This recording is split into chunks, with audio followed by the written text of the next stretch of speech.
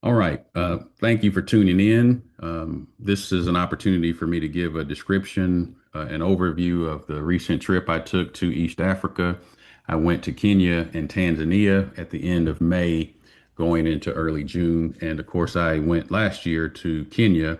So, in some part, this is going to be an update about the things that are going on in Kenya and new information about Tanzania. If you're not familiar with East Africa, then I should give you this map just so you can have an idea of the part of the world that we're talking about. On the left there, you'll see that I have a rectangular box. This box has a portion of Kenya in it in the upper portion, and then a portion of Tanzania in the lower portion of that rectangle, because this is the area where I was. I was in the southern part of Kenya and a portion of the northern area in Tanzania. And then on the right, you just have a map of Kenya. So there's two squares there. The first one, or the lower one, is Nairobi, which is the capital city of Kenya. That's where I flew to. I left the United States and made my way to Nairobi. And then from Nairobi, I had to travel by land up to Meru, which is the upper square there. That's the area where I spent my time in Kenya. So Meru is a city or a town. It's probably more properly called a town. It's a town. It's also the name of that county, and it's also the name of the people group who happen to be most numerous in this area. So this was my time in Meru, Kenya. I want to say a little about my itinerary so you can just see what I was trying to accomplish while I was there. This was May the 25th when I departed. So I went to worship here at Perry Hill Road, preached there Sunday morning, left the building, went to the airport in Montgomery, flew from Montgomery to Atlanta, then left Atlanta and traveled on until I made it to Nairobi. So that took a couple of days. So that was May 25 and 6. I got in late, I don't know, 11 o'clock on Monday night. And then I got up on Tuesday morning and had a meeting at the Great Commission School in Nairobi. Then we left there, traveled to Meru, got up the next morning, had a meeting at the Meru School of Theology. And then over the course of a couple of days, I visited with six local churches in the Meru area. One of the churches I think is technically outside of Meru, but in the Meru area. And then that Sunday, I preached at a church, the Kenya Church of Christ in Meru. Um, and I think I mixed those dates up. Actually, should be the game drive was the first day because that was a Saturday, and then worship that Sunday at Kenya. On the Monday and Tuesday following that, I taught a class on leadership at the Meru School of Theology. The class went on for, I think, 4 days, but I was only going to be able to stay for 2 days. So I taught the class those first 2 days. And the reason I had to leave is because I was traveling to Tanzania. So that Wednesday, the whole day, I spent traveling from Meru down to Kigongoni, which is in Tanzania.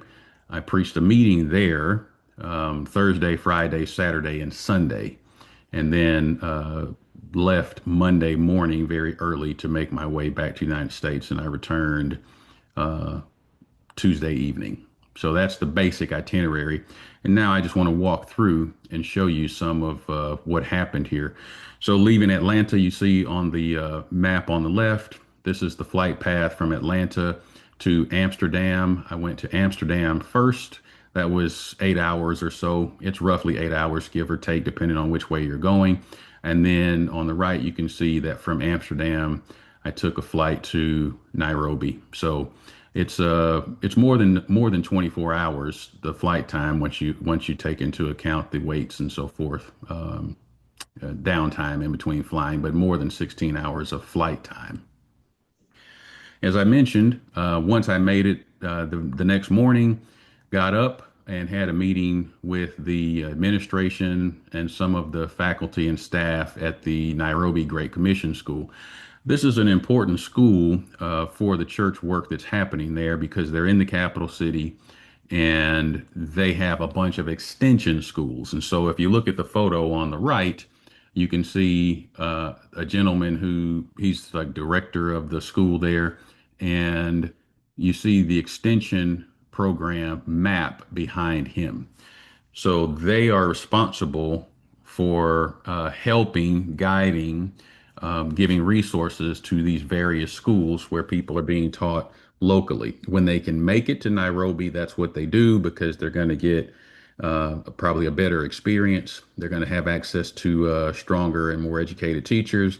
But the hub of what they're trying to do for training preachers in this particular region is happening there in Nairobi, the Nairobi Great Commission School. So you see, somebody was able to snap a photo of me while I was in the middle of chatting.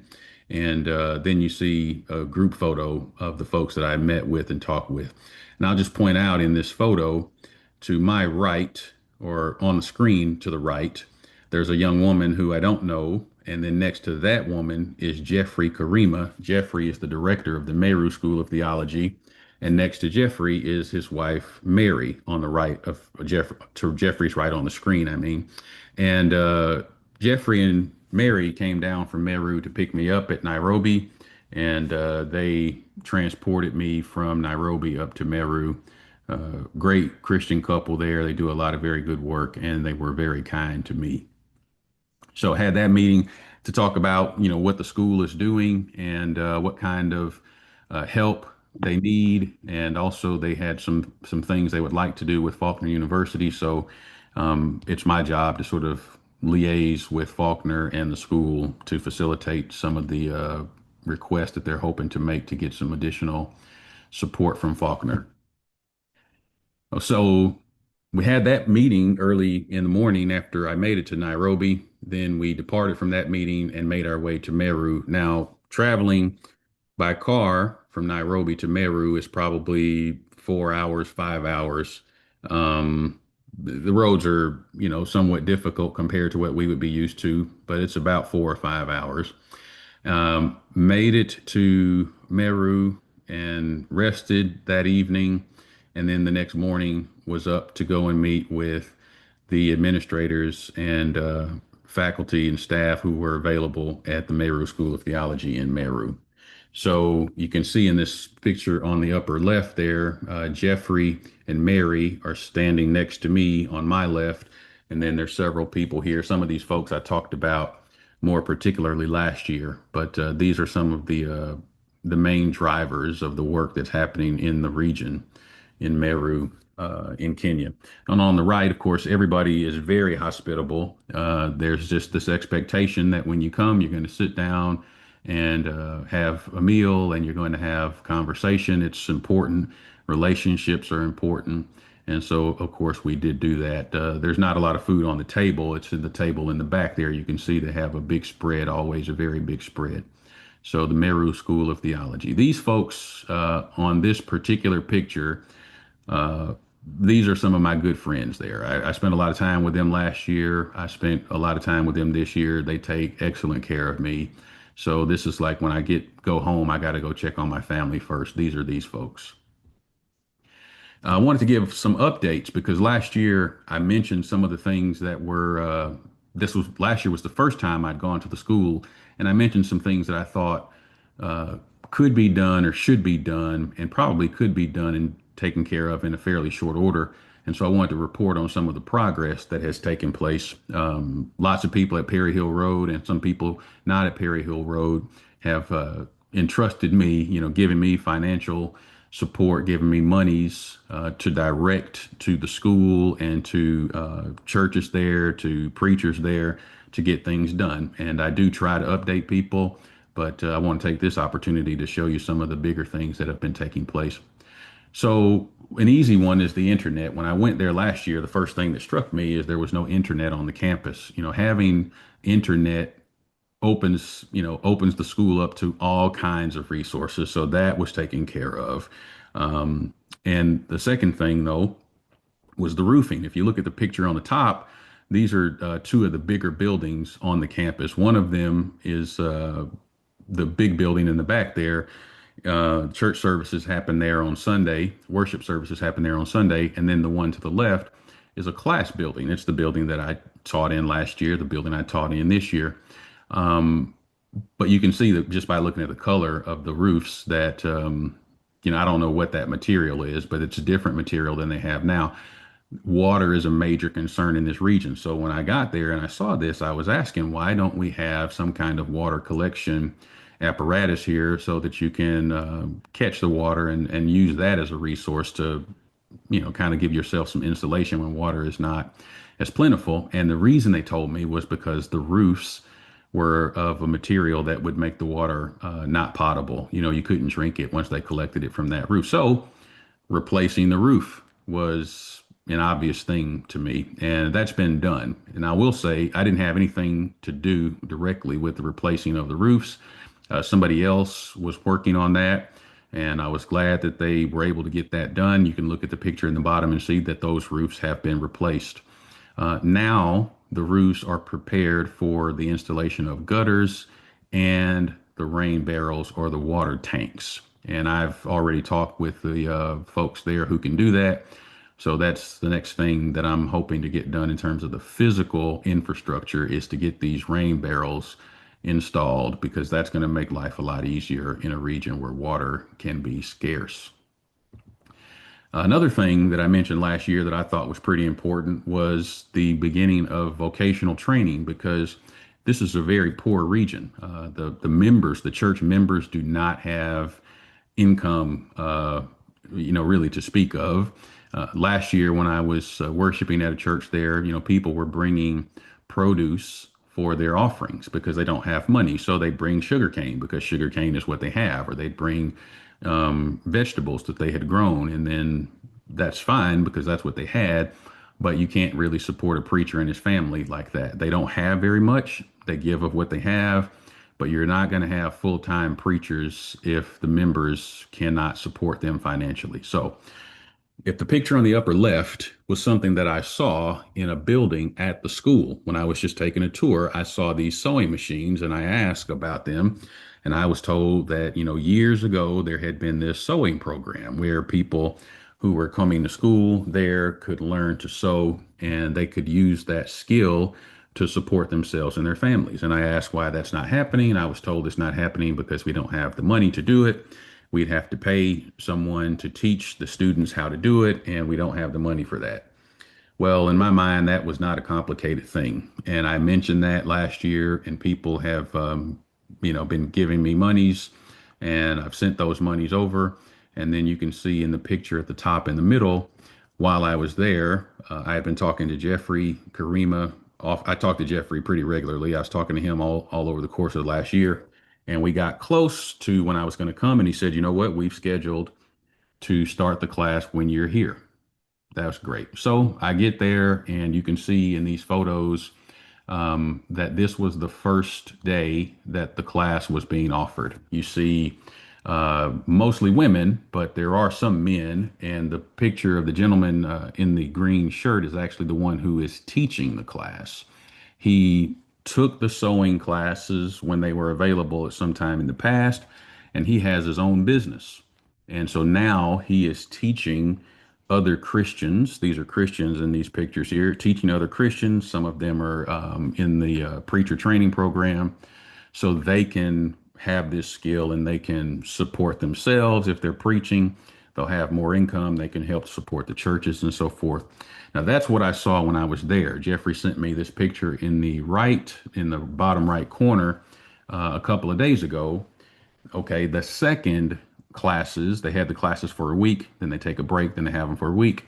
This was the second series of classes, and you can see that these folks are already making garments. I mean, they're making clothing that can be worn or that can be sold. So progress is being made there. So the tailoring classes, and we expected that would be mostly attractive to the ladies, not exclusively, but mostly. The second class that we decided to prioritize was a masonry class. So same day, these classes happen simultaneously. So the same day, I saw the beginning of the sewing class and I saw the beginning of the masonry class. And so you can see on the left at the top, a person who is a mason is teaching these men who are sitting into the class about the basics of masonry, I suppose. And then you can see in the two bottom pictures that now the second series of classes, they're actually beginning to work on construction activities. So this is good for a lot of reasons. One, it will allow people the opportunity to earn money to support themselves. But you'll see some of the pictures I'm going to show you of the church buildings. The other thing is when they go to build these buildings, they don't have money to complete the buildings. Well, if you have Christians who have these skills, that seems like that would help take care of a lot of that. If the Christians in the particular community are equipped, then they could actually build the buildings themselves rather than having to struggle the way they do to raise the monies. If your phone is not muted, please mute your phone or your computer. So after that, I went to visit over the course of 2 days, 6 local churches, and I could tell you a story and some details about each of these local churches. I won't, but I wanted to just give you a little bit of a picture of what we're talking about for these various churches. This is Miathene, okay? If you look at the picture on the top left, it's the front of the building that they are using and that they're trying to complete so that they can worship in it, but they're using it now. It's not complete. You can see the roof on one side is not complete. If you look at the picture on the bottom left, you can see the roof is still open. They found some old, they call this material iron sheets. They got some old iron sheets from someone, and they just don't have enough to finish it. And you can see no windows, no doors. If you look at the picture on the top right, this is inside of the unfinished structure. They are building the structure around the area where they are currently meeting.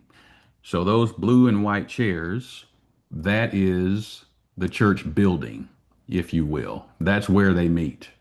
That's where they worship.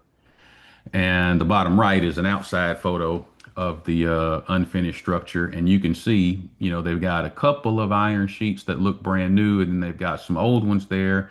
They just don't have enough to finish it. So, the building is open to the rains and all of the elements and so forth. But this is what they have, and they're making do.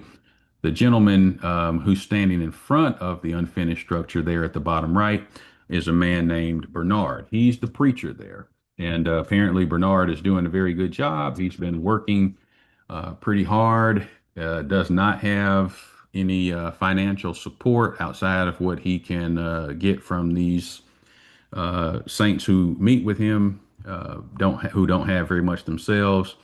But he does not speak English, and I don't speak Swahili or Kimeru. So, our conversation was pretty limited, but Jeffrey was able to help me out so that I could get some basic understanding of where things are.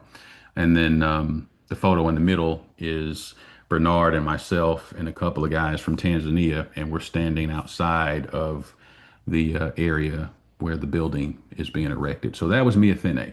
And I think that there's some potential here, and not a whole lot of financial support will go a long way for this church. I won't go into all the various details about the needs of the churches, but this church seems to be a sound congregation in terms of the doctrinal things, and a good candidate for some financial support for the church and for Bernard also. The second church I visited was Kenoro, the Kenoro Church of Christ. And I posted a video about the preacher here, a man named Samuel, on my Facebook account. But this is the area where they meet. So if you look at the building, the picture on the upper right, which the building that they meet in now is essentially in the middle. That is just a wooden structure, and they have been meeting in that structure for quite a long time. I don't remember how many years, but a lot of years, double figures of years. They've been meeting in that structure, and they are trying to build a stone structure. So you can see right next to it the stone structure that is in progress. Now they haven't finished it, obviously, but it's taken them 5 years to get to this point with the unfinished stone structure. It's taken them 5 years to get this far. So this was another church that I thought there was a lot of potential. Samuel seems to be doing a pretty good job. And you can see where they are with the progress. The picture on the bottom right shows you they don't have a roof, right? Miathene's church has the most of its roof. This church doesn't even have the apparatus to put the sheets onto. They don't have a roof. They don't have windows. They don't have doors. They do have faith, and they keep working at it. And this is how far they've gotten in the 5 years. So I've got a picture in front of the two buildings with some of the saints from Kenoro that I was able to meet with. As I said, I think Samuel seems to be doing a very good job, and his wife is secretary for the ladies in this area. The ladies try to coordinate and do things together throughout Meru, and his wife is instrumental in that work. So that was the Kenoro Church of Christ. The third church I visited this day was Kaurene. And I want you to see something. If you look at the building on the upper left, that's the building they used to worship in. And it's directly across from the building they currently worship in. And I didn't put pictures of the inside of it, but it's just this metal framing around, or these metal sheets that are around some wooden framing. It doesn't seem like it'd be the most comfortable building, but that's where they worshiped until they were able to build the building that they are using now. So in the top middle of the screen, you can see some of the saints that I was able to meet with and talk with there at their building, Calrene Church of Christ. And I want you to notice in the picture on the bottom left, they have walls and they have gates, and they're like ornamental walls and gates. This is highly unusual. Financially, this church is in a much different position than Miathene and Kanoro. They are in a much different position. Their building is a lot nicer. You can see the building on the right, the inside of it. They've got finished roofs. They've got electricity inside. They have windows. They have flooring. Flooring is like one of the last things that you're going to get to in terms of being able to use the building comfortably. By the time somebody puts flooring in, they're doing pretty well. So this church financially is in a much different position than the first two, but I think it's important to see the contrast. And what I did not include are pictures of churches that are not churches of Christ. There are a lot of churches in this area, Catholic churches, Baptist churches, and different kinds of churches. There are a lot of churches in this area, and they look a lot different than the churches of Christ. The churches of Christ look, most of them, like Miathene and Kenoro. They're in some stage of trying to finish a building. The other churches, these denominational churches, get a lot more financial support from outside of Kenya or outside of Meru, and their buildings look a lot different. Even they are above what you're seeing even here at Kaurene, which is unusual in what I've seen in the Meru area. So those were three churches I visited on that one day, which I think was Thursday. Then I went to visit three more churches the next day. This is Mukune. And you can look at the building that they use here again. You got a little bit of wooden framing, and then you've got these iron sheets or this sheet metal for the walls and for the roof. That's the building that they use. And directly across from where they meet now, they're trying to build a stone building. So when these churches began, 20 years ago, 30 years ago, when these churches began, this is what they had. They would just, if they had wood, they would try to use wood. If they could find metal sheets, they'd put up the sheet metal. And they've been using these buildings for decades. So now folks are trying to build stone structures which will be safer in terms of security, and just better in terms of long term and how long these buildings are going to last. So the church at Mukune, and the person who preaches there is Raphael. Raphael was my translator when I went there to teach last year. So I was glad to be able to go to see where he worships and to see some of the folks. You can see inside the picture on the top right. There were a few saints who were there, so that I could meet and talk with them. And you see a picture of the stone structure that they're trying to build. And I actually took a video of this building, walked around it and took a video of it, and had Raphael to explain. I did that for several of these buildings. So that was Mukune. This is a church at Mujwa. And here again, you can see this building is in a little bit different condition, right? So we've got nice level flooring, poured flooring rather than tiles. We have a completed roof. We have windows. We have plenty of chairs. The chairs all match. Like these folks are in a different position financially.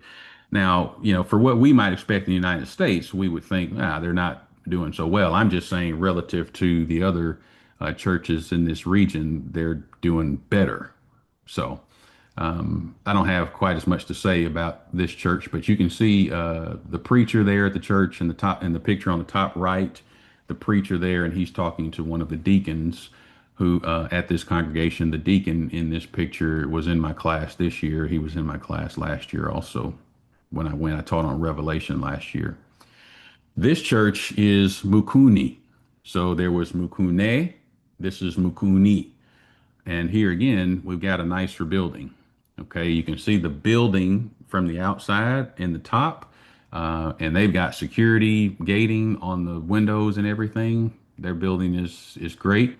Now, I'm just showing you the buildings because these things are giving you a physical idea about the economic situation there, or how strong the church is, or maybe how long the church has been around. There's other things I could talk about, but for the sake of time, I just don't want to do a deep dive on each of these different places. But the picture on the bottom left, you can see the inside. They've got the tile flooring, they've got the chairs and so forth. The gentleman in the picture there is the preacher.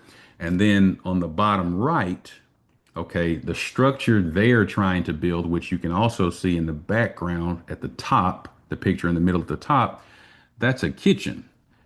Or I don't know if I'd call it a kitchen, but it's some kind of a facility they want to use for food. So maybe it is a kitchen. So their building is already completed, and they are trying to construct a facility to prepare food. And that just tells you that they're in a much different condition and position financially. It's not that they don't have any needs, but they're in a much different position financially than some of the other churches that I visited. So I visited 6 churches over 2 days, and they were all spread out. Jeffrey was taking me all around. He did a lot of work just driving me all around. It was hours sometimes to get from this place to that place, and introducing me to people. He was great to me and for me in meeting folks, visiting with these various churches.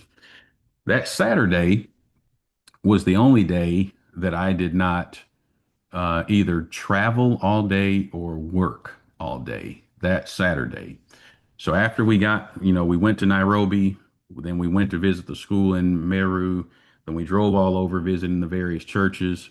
Then that Saturday, I went with Jeffrey and his wife and his 2 daughters to the old Pajeta Conservancy. And we did a game drive, which essentially you drive all around, try to find the wildlife that you can. And we found plenty of wildlife. And I just put a couple of photos that I took here. Got face up on a herd of, I don't know, not a herd, but maybe a pack of lions. Uh, you got to be careful. We just driving right by, and the lions laying there. There were 4 of them just laying there. Didn't even see them until we were right up on them. And this one, you know, opened her mouth so we could just make sure, I guess, that we knew she was there. So Sunday, I preached at the Kagayene Church of Christ. Um, so this was the 7th church and the last church I visited in Meru while I was there on this trip. So if you look at the picture at the top left on the outside, that's the church building from the outside. The picture on the left at the bottom, that's the inside of it. And then this was, I guess, during the worship time, I think, or maybe it was right before we were worshiping. The picture at the top right, I just took a picture so you could get a sense of the number of people who were meeting at the building. And then at the bottom right, this was after the services. Everybody, got together and took a picture for me. And I think I posted a video of the folks sending their greetings to the Christians in the U.S. So it was a good time that Sunday.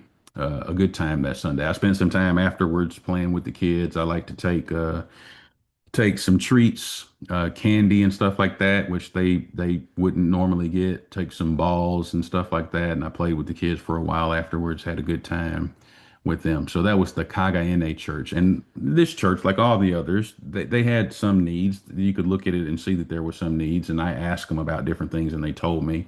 But you can again look at their building; it's not quite as urgent for them as some of the others. They do not have windows, though. That's probably their biggest thing. They don't have windows. So when it rains and all that, I mean, then it makes it difficult for them to meet inside, but they do have a roof. All right. So after that, the second week, that Monday and Tuesday, I spent teaching the class on Christian leadership. And these are the students from the class. Um, the you can't see I had there's you can see the projector in there, but I have the PowerPoint. I used a PowerPoint. It's projecting onto the wall behind me from taking the picture. But some of these students were students in my Revelation class last year, so I remember them, and that was kind of nice to have some of the same people in class.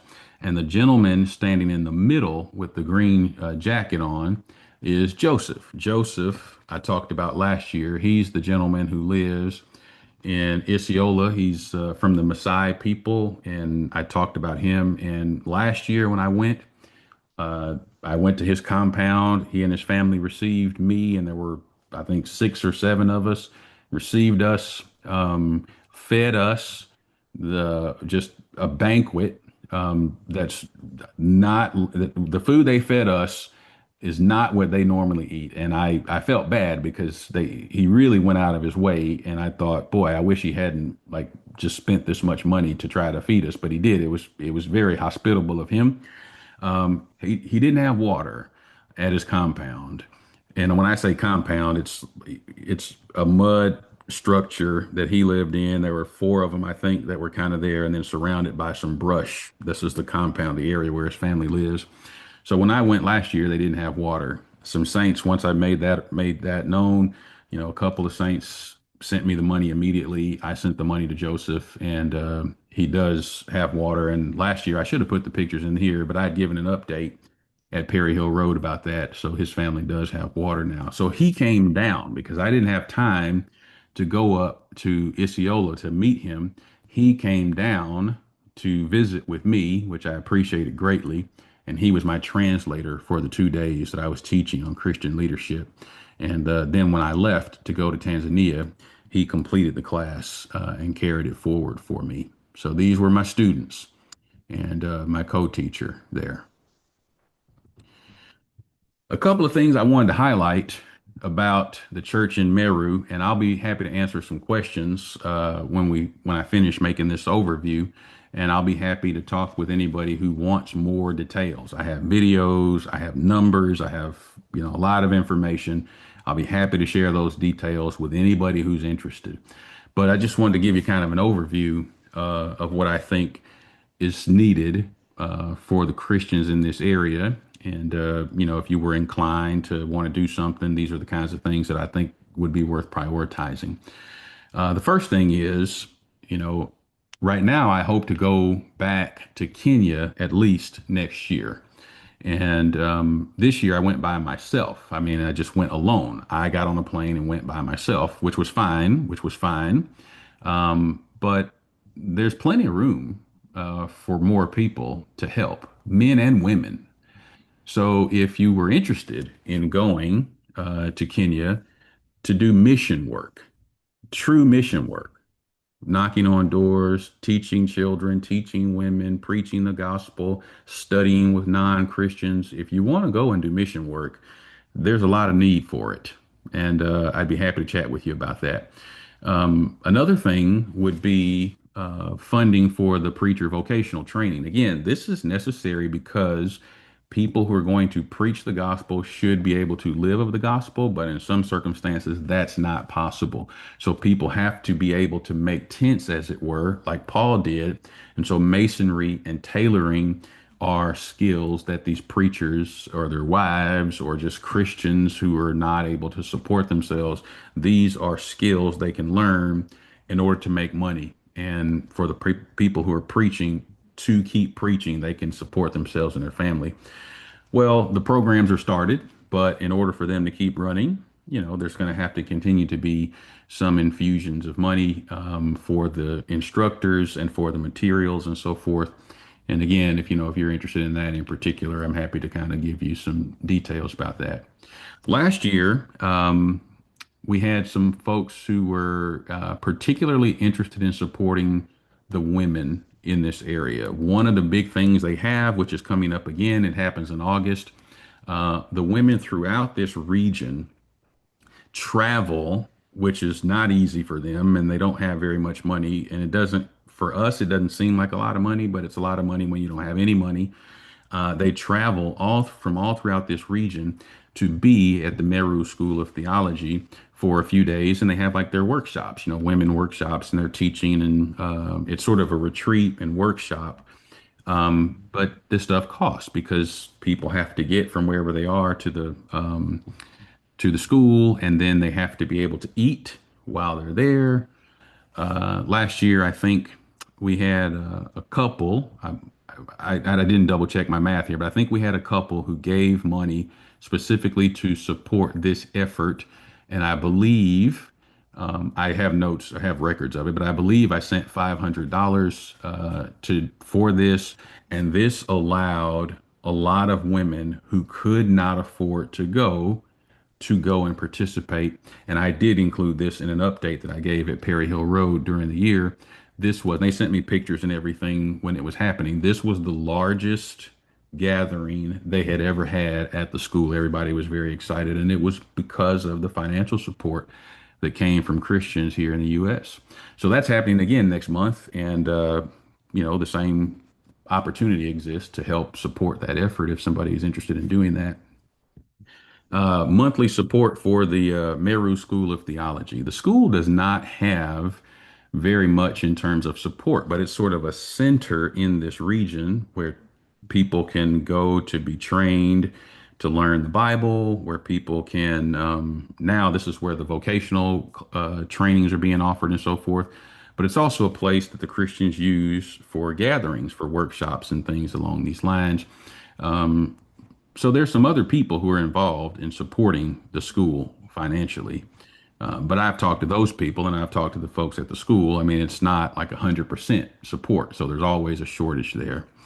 The director has to raise his own funds. That's Jeffrey Karima. So he's dependent in large part because he doesn't get support from these others who support the school. So he's dependent in large part on financial support from others. So there's opportunities there if people are interested in that. Some of the local preachers, they don't have any support. So a lot of times when people are in areas where the church is not very developed, there's some big church somewhere who's sending the money. That's not what's happening here at all. These guys are using everything they have to try to get by so they can keep teaching, so they can keep preaching, trying to build the churches up in these areas. So, I talk with some of these guys. Some of them I would not necessarily recommend supporting financially at this time, but there are a couple that I would. And, even something like $25 a month or $50 a month for people who don't have anything would be very, very helpful. So there's opportunities like that. And then I'll just mention that there's also some opportunities for remote teaching. That hasn't been fully developed yet, but that was part of the need for getting the internet there at the school so that some teaching could be done from the US. So, you could sort of, they're 8 hours ahead of US Central Time. So, if you started like really early in the morning in the US, that would be afternoon for them and that would work well. Or maybe if you did like, you know, that probably makes the most sense. But if you did like really late at night in the US, that would be early morning for them. So there'll be some opportunities like that also, but I've got to do some more work to develop that. Now, I taught on Monday and Tuesday at the school in Meru, and then I left early, very early Wednesday to drive from Meru down to Tanzania, and the town where I went was Kigongoni. So if you just look at the map on the left, you can see a map of Kenya and Tanzania, also Somalia and Ethiopia and Uganda and Rwanda and so forth. But Kenya and Tanzania, you can see they border each other. And right there in with the star on the left there, that's Nairobi. That's where I fly into. So fly to Nairobi and then head north to Meru. Well, to get from Meru down to where I was going, I had to go back to Nairobi, stop there for brunch or lunch, then keep going from Nairobi down to Arusha, if you can see that on the map on the left. So that meant crossing the border, a land border, which that was the first time I'd had to do that there.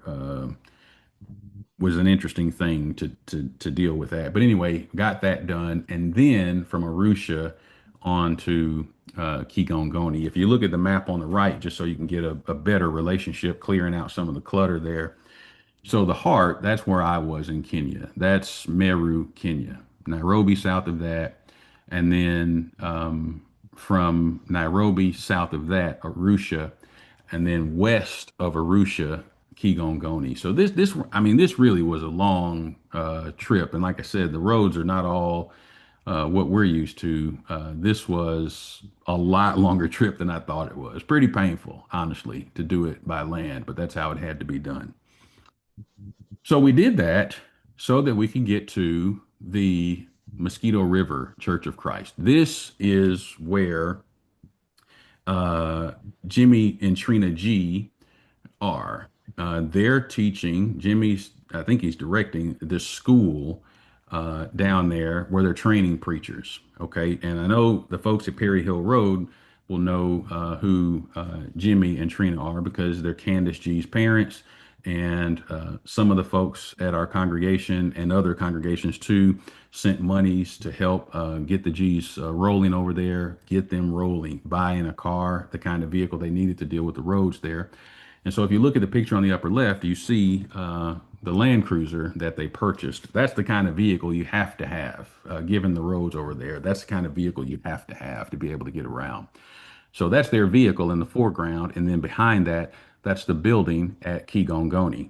At the bottom left there, that's one of the gentlemen who translated for me. So I got there. We traveled all day Wednesday. Thursday morning, there was a door knocking campaign. I didn't make it. I was tired, y'all. So I said, listen, I'm sorry. I'm wrecked right now and I got to preach. So I think I'm not going to go door knocking this morning so that I can take a few minutes to just get myself together and prepare for the preaching. So I preached Thursday night.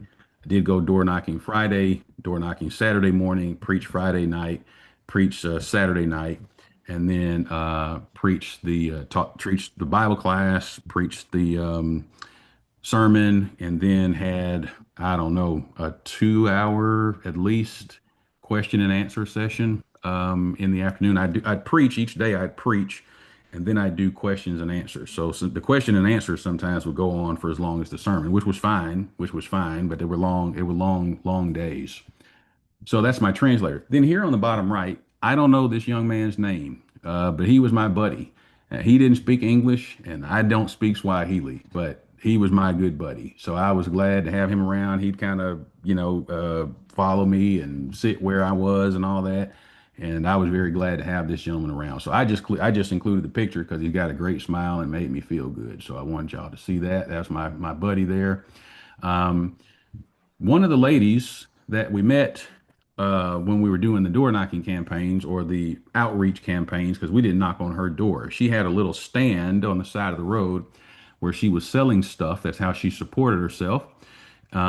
This was Esther. So we met Esther, and Trina G studied with her one day. And the next day, Trina was not available. And she said, well, would ask me if I would study with her to continue the study. So I was like, well, of course, happy to do that. Was able to study with her and was able to baptize her. Of course, I needed a translator for the preaching. I needed a translator for the studies. But we were able to do that. And she was baptized. And so that's the picture of her being immersed there and on the lower left. Here at the bigger picture on the right, That's the assembly following the services on Sunday. And you can see there were a lot of kids there. You can tell by their attire, these are Maasai children. There are a lot of Maasai peoples in this area. So the Maasai peoples are a people group. And there are Maasai people in Kenya, there are Maasai people in Tanzania. So that was familiar to me. I'd never been to Tanzania before, but I was in the Maasai area and I'd been to Maasai areas in Kenya, so that was pretty cool. So very good trip. I wasn't there as long as I maybe would have liked to have been, but I did as much as I could while I was there. There was some good work being done, and we need to remember, obviously, the Christians in that area and all they're trying to do, but we need to remember Jimmy and Trina, keep them in our prayers, and do what we can to encourage them while they're there. So finished up on Sunday early, let's see, Sunday evening actually, left Kigongoni to drive to Arusha. Uh, got there late at night, got up early in the morning so that we could I had to go to a train, not a bus station to take a bus from Arusha up to Nairobi.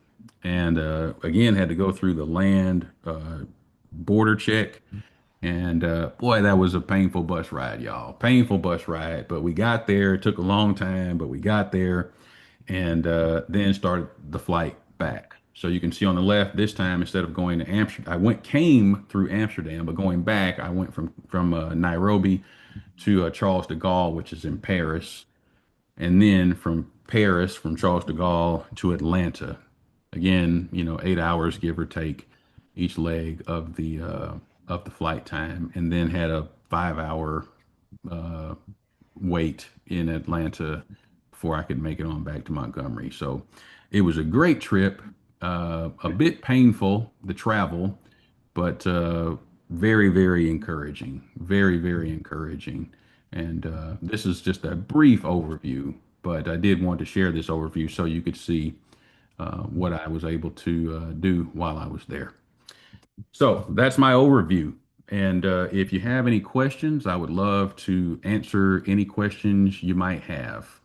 So if you want to unmute yourself and ask a question, I'm happy to take it.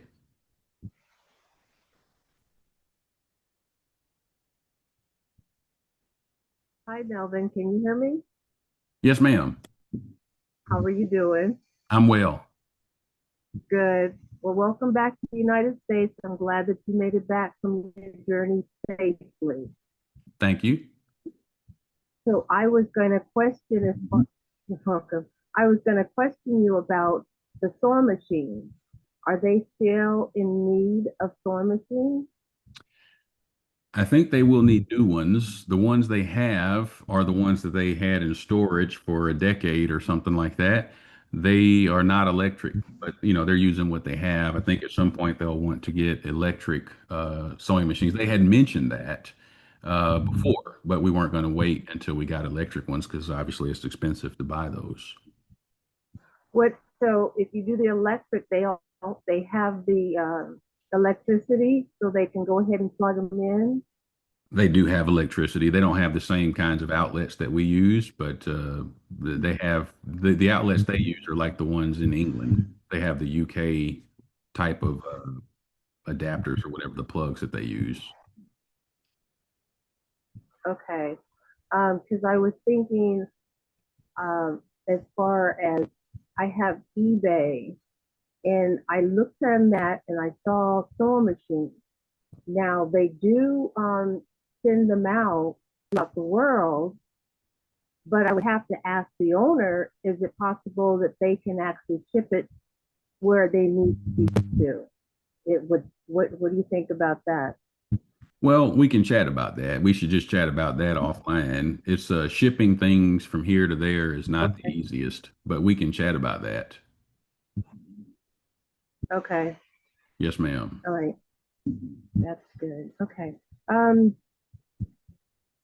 yeah, that was it. How how how are they doing as far as are they still remodeling, adding more rooftops to the building so they can get water?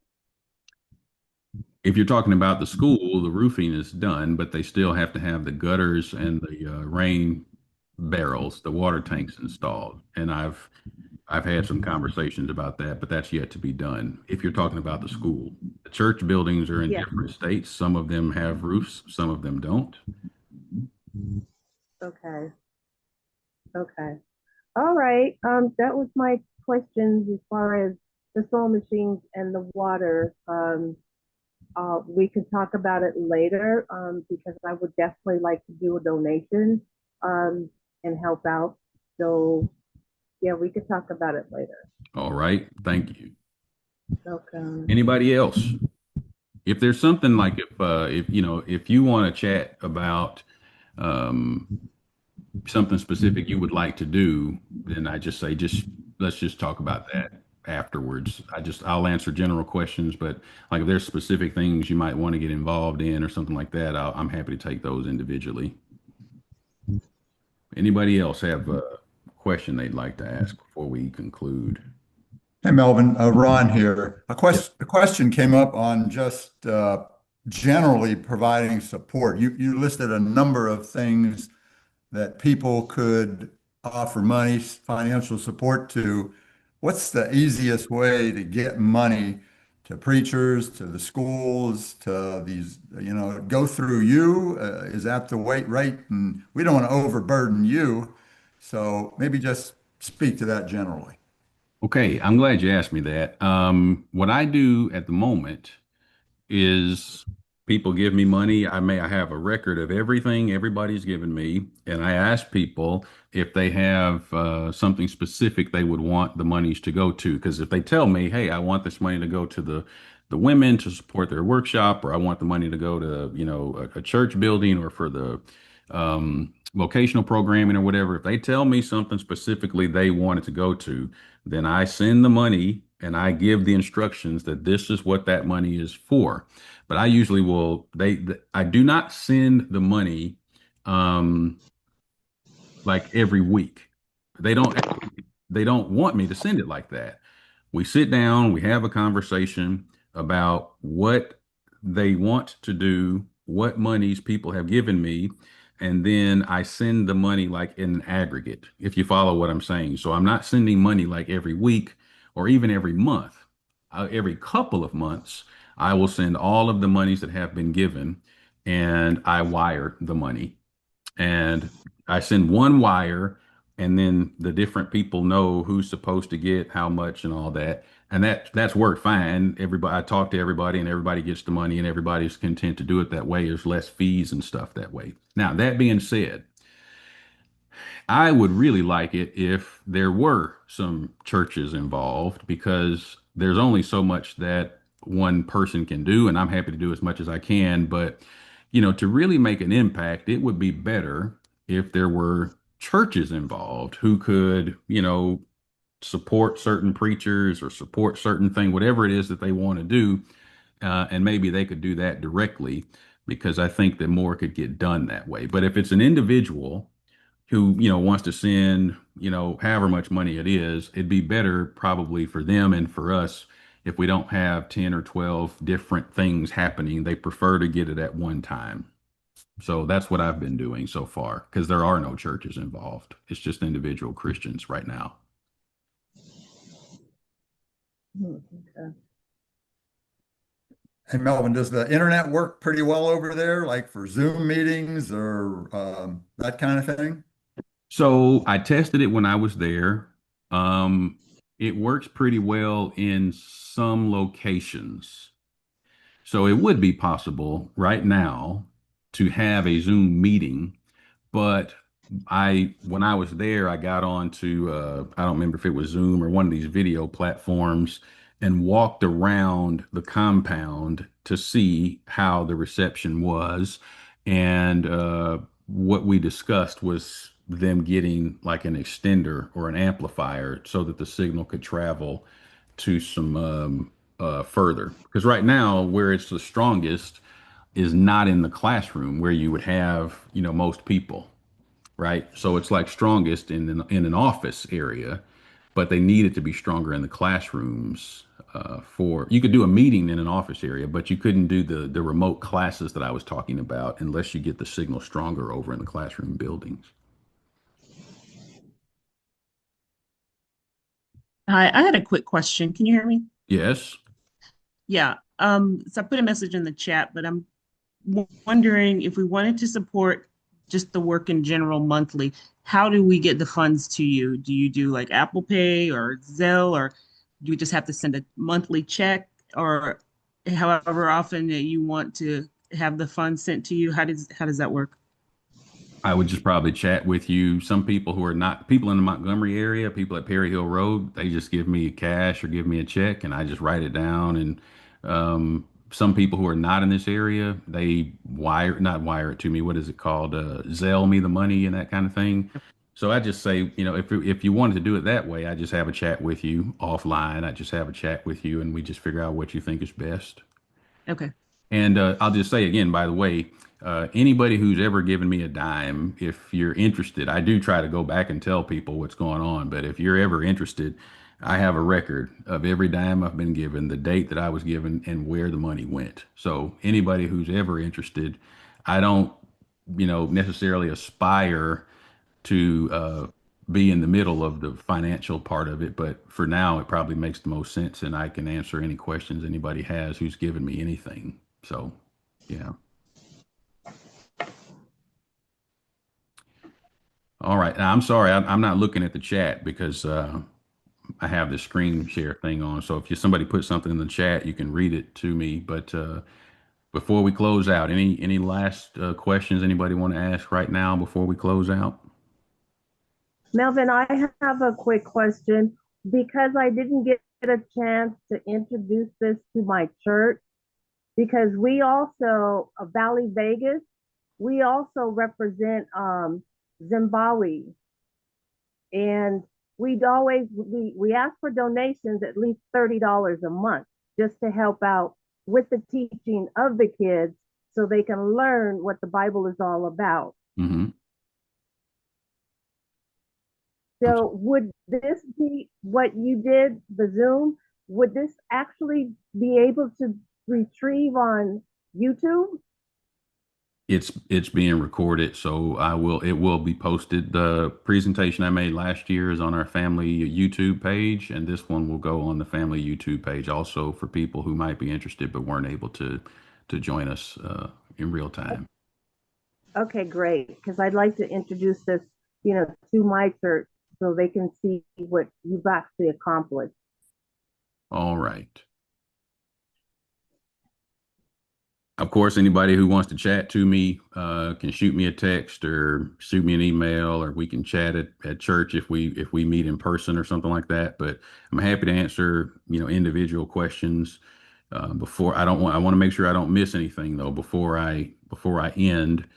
Um, is there anything that anybody wants to ask before we conclude here?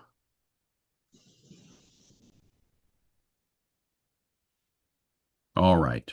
Well, that's going to do it. Thank you for tuning in. If you don't mind, let's have a word of prayer as we close. Our Father in heaven, we thank you so much for Jesus. We thank you for all the work that he did to make sure that we could know the truth and obey it. We thank you for including us, giving us an opportunity to participate in the commission that Jesus has given. We want to do that, of course, in our local areas. We want to do that in our homes, in our communities. We want to do that working with our local churches. But just like we read about in the first century, we look forward to opportunities to help our brothers and sisters in other places to spread the gospel. And we look forward to opportunities to go and to be a part of their work, to encourage them as we are able. And so we thank you for these kinds of opportunities. We thank you for the work that has been done by missionaries who've gone before over into Meru, Kenya, the missionaries who have gone down into Tanzania. And we look forward to those who will go in the future. We ask you to bless all of us, bless us in the work that we're doing. Bless our brothers and sisters all over the world as they also strive to share the gospel. We love you and thank you and ask these things in the name of our Lord Jesus Christ. Amen. Amen. Thank you, Melvin.